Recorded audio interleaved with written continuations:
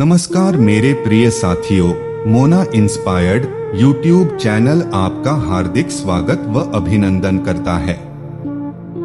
हम आशा व कामना करते हैं कि आप सब ईश्वर की कृपा से स्वस्थ होंगे और खुश व मस्त होंगे। मित्रों, आज फिर नया वीडियो नई जानकारी लेकर हम आपके सामने हाजिर हुए हैं। दर्शकों, आज का जो हमारा प्रसंग है, आज की जो कहानी है, यह कहानी बड़ी ही प्रेरणादायक है, बड़ी ही मोटिवेशनल है। आज मैं आपको बताने जा रहा हूं कि आपके घर में यदि कबूतर आते हैं और कबूतर आपके घर में अंडे देते हैं और आपके घर में बैठकर कबूतर गुटर गू की आवाज करते हैं, तो मित्रों, इसका आपके घर पर क्या प्रभाव पड़ता है? यदि कबूतर आपके घर में अंडे देते हैं, तो प्रिय दर्शकों, क्या उनसे आपके घर में गरीबी आती है? क्या उनसे आपके घर का नसीब खुल जाता है? आपका भाग्य उदय होता है या नहीं? यदि आपके घर में कबूतर बैठते हैं और वह दिन भर गुटर गू की आवाज करते हैं, तो उनसे क्या आपके घर में गरीबी आती है या फिर आपका भाग्य पर क्या प्रभाव पड़ता है? इस कहानी में आप यह सब जानेंगे। प्रिय दर्शकों, वीडियो को हमेशा पूरा देखा करें ताकि आपको संपूर्ण जानकारी हासिल हो। जो लोग आधा अधूरा वीडियो देखकर बीच में छोड़ देते हैं, उन लोगों को सिर्फ आधी अधूरी जानकारी मालूम पड़ती है। प्रिय दर्शकों, आधी अधूरी जो जानकारी होती है, यह खतरनाक साबित होती है, इसलिए वीडियो को हमेशा पूरा देखा करें। कहानी शुरू करने से पहले जो लोग हमसे नहीं जुड़े हैं, वह अपने खुद के चैनल को सब्सक्राइब जरूर करें, लाइक करें, अच्छे कमेंट किया करें ताकि हर आने वाली वीडियो का नोटिफिकेशन सबसे पहले आपको मिल सके और प्रिय दर्शकों, आप उस जानकारी का फायदा उठा सकें। तो आइए दर्शकों, शुरू करते हैं आज का प्यारा सा वीडियो, प्यारी सी जानकारी, प्यारी सी कहानी। मित्रों, प्राचीन काल की बात है। एक नगर में एक मोहन नाम का एक व्यक्ति रहता था। उस मोहन नाम के व्यक्ति के एक पुत्र था जो बिल्कुल नवजात था। अभी वह बहुत छोटा सा था। उस मोहन नाम के व्यक्ति के घर में एक कबूतर का जोड़ा भी रहता था। प्रिय दर्शकों, उनकी पत्नी उन कबूतरों से बड़ी नफरत किया करती थी और मोहन सभी कबूतरों से बड़ा प्रेम किया करता था। हर दिन प्रातः काल मोहन कबूतरों को दाना पानी डालता, लेकिन उसकी पत्नी कबूतरों से बड़ी नफरत किया करती थी। वह अपने पति से अक्सर इसी बात को लेकर कलेश करती रहती थी कि तुम इन फालतू की परिंदों को क्यों दाना पानी डालते हो? यह मुझे बिल्कुल पसंद नहीं है। आप ऐसा छोड़ दो, ऐसा करना छोड़ दो। तो प्रिय दर्शकों, मोहन अपनी पत्नी को समझाता है, कहता है कि प्रिय, यह सभी भगवान की देन है। ऊपर वाले ने जितने भी परिंदे बनाए हैं, यह सभी परिंदे हर इंसान को दुआ देते हैं। यह कभी भी बद्दुआ नहीं देते हैं।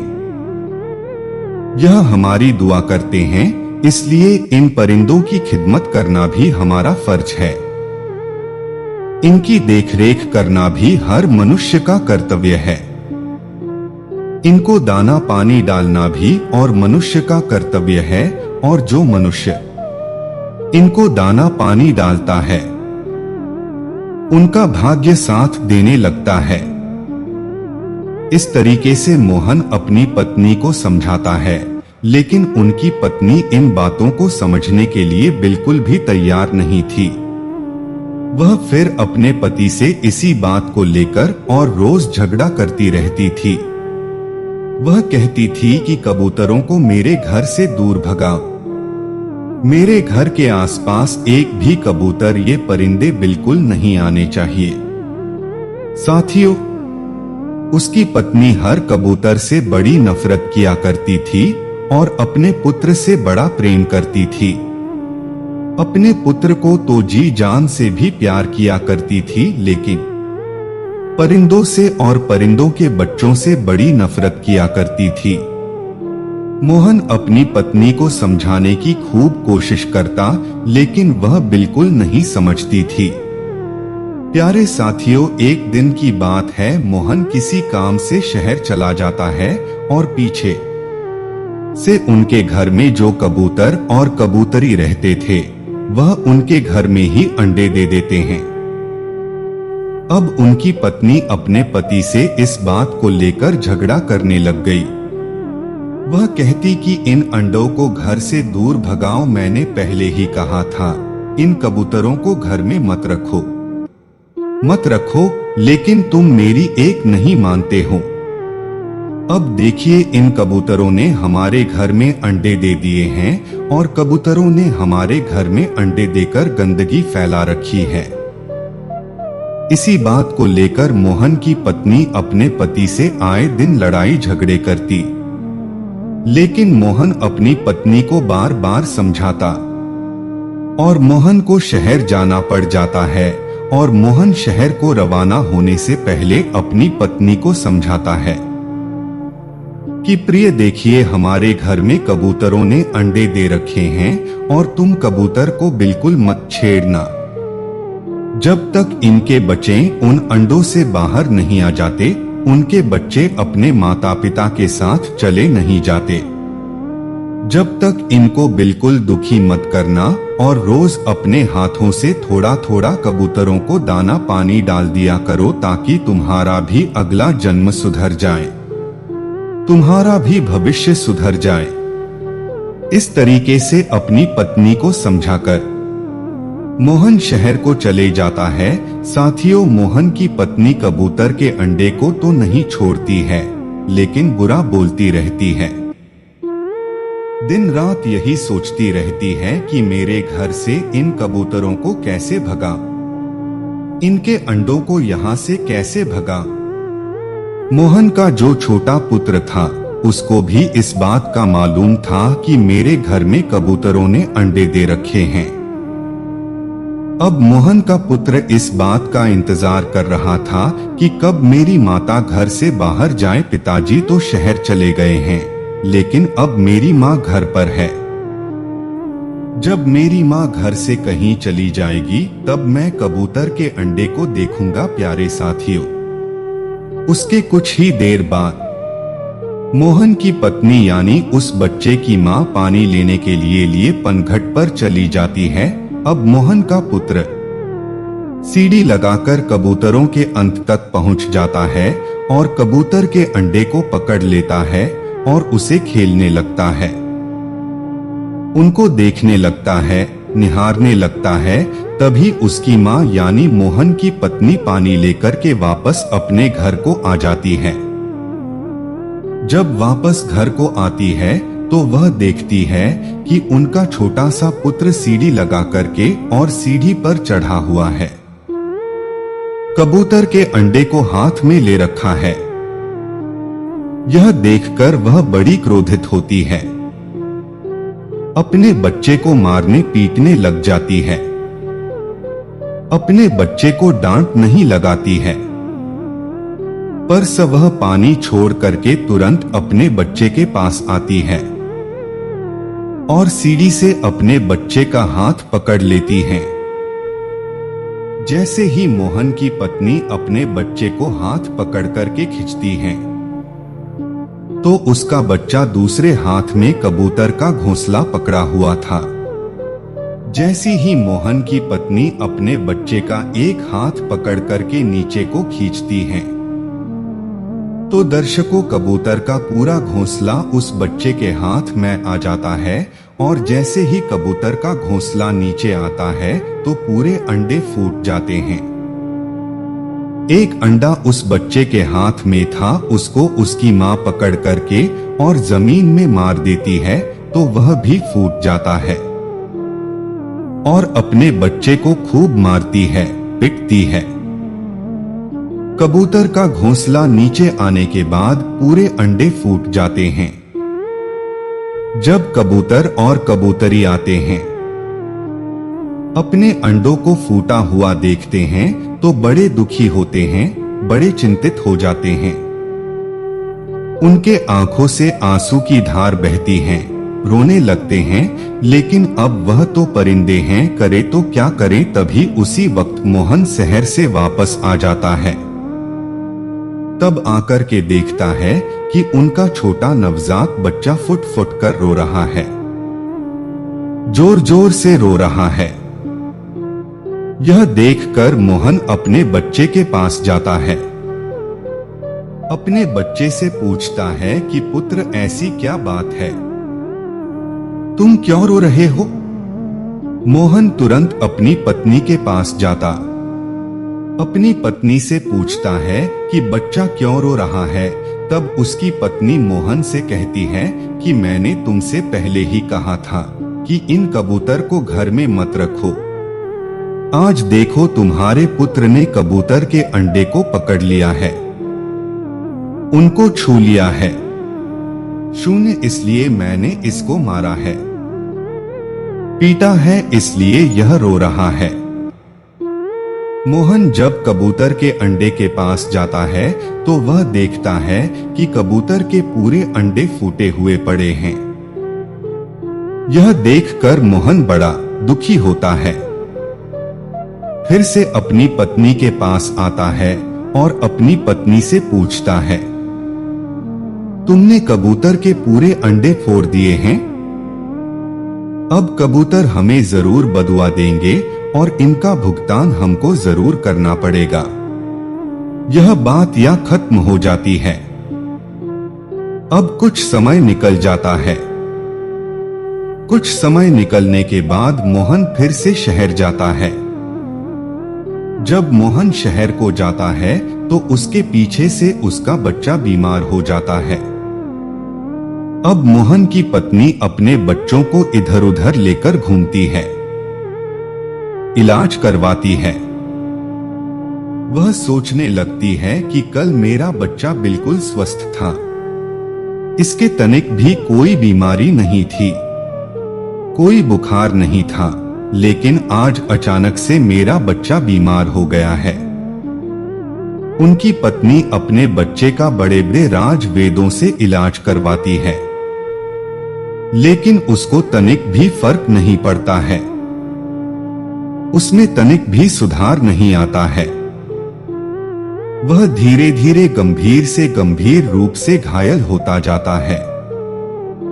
मोहन की पत्नी बड़ी दुखी होती है, रोती है, चिल्लाती है, कहती है कि मेरा एक ही पुत्र है और यदि इसको कुछ हो गया तो हम क्या करेंगे। मोहन के पुत्र की हालत इतनी खराब हो जाती है कि उसकी बचने की कोई आशंका नहीं रहती है। मोहन की पत्नी भगवान के मंदिर जाती है और भगवान से भी दुआ करती है। कहती है कि प्रभु मेरा एक पुत्र है, इसको बचा लीजिए। तभी मोहन भी शहर से वापस आ जाता है और अपने बच्चे को देखता है। तब वह अपनी पत्नी से कहता है कि मैंने तुमसे पहले कहा था कि कभी भी किसी परिंदे की बद्दुआ मत लो, कभी भी किसी जीव जंतु की बद्दुआ मत लो। यह उसी का परिणाम है जो हमको भुगतना पड़ रहा है। तुमने कबूतर के पूरे अंडों को तोड़ा है, यह इसी का परिणाम है। वह भी तो उनके छोटे छोटे बच्चे थे, उनको तुमने जीते जी संसार में आने से पहले ही मार दिया है, इसीलिए यह संकट हम पर आया है। मित्रों, मोहन की पत्नी रात दिन दुआ करती, उसे अपने बच्चे को ठीक होने की भीख मांगती, लेकिन भगवान तक उनकी आवाज पहुंची नहीं रही थी, क्योंकि उन्होंने उसके जीवन में इतने सारे पाप किए थे। न जाने कितने कबूतर के अंडे फोड़े होंगे, न जाने कितने कबूतरों को अपने घर से मारपीट के बाहर निकाला होगा। दर्शकों, जब उसकी बच्ची की हालत और भी ज्यादा बिगड़ जाती है, तब मोहन भी भगवान की पूजा आराधना करने लगता है। जो उनके बच्चे की तबीयत ज्यादा खराब हो जाती है, भगवान के मंदिर में जाकर पूजा आराधना करने लगता है। तो मित्रों, उसको जब मोहन भगवान की पूजा आराधना करता है, तब मोहन की पुकार भगवान के दरबार तक पहुंचती है और प्रिय दर्शकों, धीरे धीरे उसका बच्चा स्वस्थ होने लगता है। मोहन अपनी पत्नी को समझाता है, कहता है कभी भी किसी की बद्दुआ मत लो। यदि तुम कभी भी किसी भी जीव जंतु की बद्दुआ लोगे, उसका भुगतान आपको जरूर करना पड़ेगा। और जब आपके घर में कोई भी परिंदे, कोई भी पक्षी यदि अंडे देते हैं, बच्चों को जन्म देते, तो उनको उस वक्त उसे मन से मत हटाओ। उनको तब तक बताता हूं, तब तक उनका बच्चा उनके साथ जाने के लिए तैयार नहीं हो जाता है। अब मोहन की पत्नी की यह बात बिल्कुल समझ में आ जाती है। उसके बाद वह भी परिंदों की सेवा करने लगती है। परिंदों को रोजाना पानी डालती है, तो धीरे धीरे उनका भाग्य भी साथ देने लगता है। उनके घर में फिर किसी भी प्रकार की कोई भी कमी नहीं रहती है। उनकी रात दिन दिन चौगुनी हो जाती है। यदि आपके घर में भी कबूतर या कोई भी परिंदे अंडे देते हैं, तो उनको बिल्कुल ना हटाएं। उनको तब तक ना हटाएं जब तक उनके बच्चे उनके साथ जाने के लिए तैयार नहीं हो जाएं। हाँ, एक बात है, अगर आपके घर में कबूतर रोज गुटर गु करते हैं, तो मित्रों ये अशुभ संकेत देते हैं। इनको अपने घर में या तो शुरू से बिठाना नहीं देना चाहें। पर यदि आप बिठाते हैं, तो प्रिय दर्शकों को इनकी सेवा पूजा करें। इनको दाना पानी हमेशा डालते रहे, तो फिर आपके साथ कोई भी प्रकार का बुरा नहीं होगा। आपके साथ किसी भी प्रकार का कोई अचूकता नहीं होगी। मित्रों, आज की यह छोटी सी कहानी कैसी लगी? अगर अच्छी लगी तो अपने अनमोल विचार कमेंट बॉक्स में अवश्य साझा करें और इस वीडियो को भरपूर प्यार दें। हमारी दुआ है ईश्वर आपको हमेशा खुश रखे। हम उम्मीद करते हैं कि इस कहानी से आपको ढेर सारी प्रेरणा मिली होगी। तो चलिए दोस्तों, हम विदा लेते हैं आपसे और लिखते हैं एक ऐसी ही प्यारी सी कहानी। अपने और अपने परिवार का ख्याल रखें। ईश्वर आपकी हर इच्छा मनोकामना पूर्ण करेंगे। और कमेंट बॉक्स में जय श्री राम जरूर लिखें। धन्यवाद।